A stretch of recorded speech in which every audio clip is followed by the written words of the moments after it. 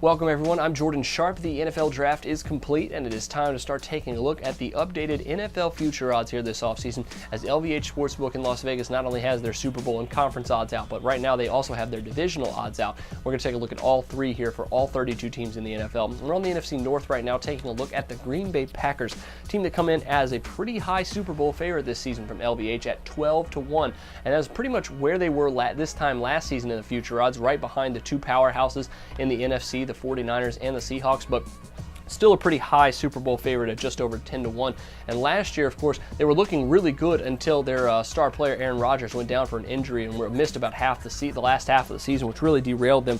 And even though they did end up winning the division by a half game, it really didn't stand much of a chance in the playoffs. But at 12-1, slightly overvalued, I think, this offseason, but not by much. Pretty adequate price, I think, for a Green Bay Packers team that has a lot of upside on both sides of the ball. They've lost some parts on offense, like James Jones left, but they should fill in quite nicely. Jordy Nelson, Randall Cobb will take care of those things from the receiving end.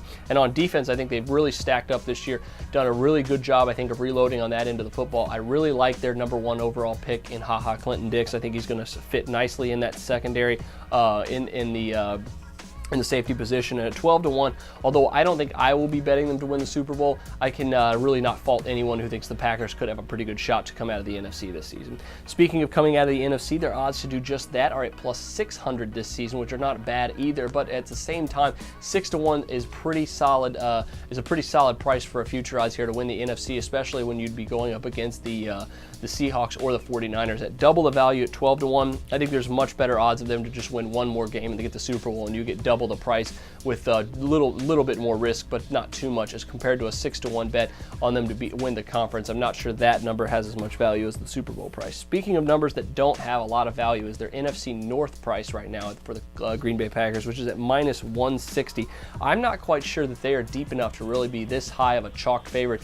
And even though their division isn't going to be great, the Chicago Bears are going to be much improved this season. I don't think the Vikings are going to be a bad football team, and the Lions aren't going to be horrific as well. So there's going to be a little bit more trouble in this division for the Green Bay Packers. They fall to 8-7-1 again. They're not going to win the division at all. But obviously, Aaron Rodgers' likelihood of him getting hurt 2 years in a row are a little bit smaller as well. But don't give this division away to the Packers just yet. I'm not sold on the fact that minus 160 is a solid price for this team, and nor do I think that they are a lock at all to win this division. So I'm not too high on any of the Packers' future odds, with the exception of possibly their Super Bowl price.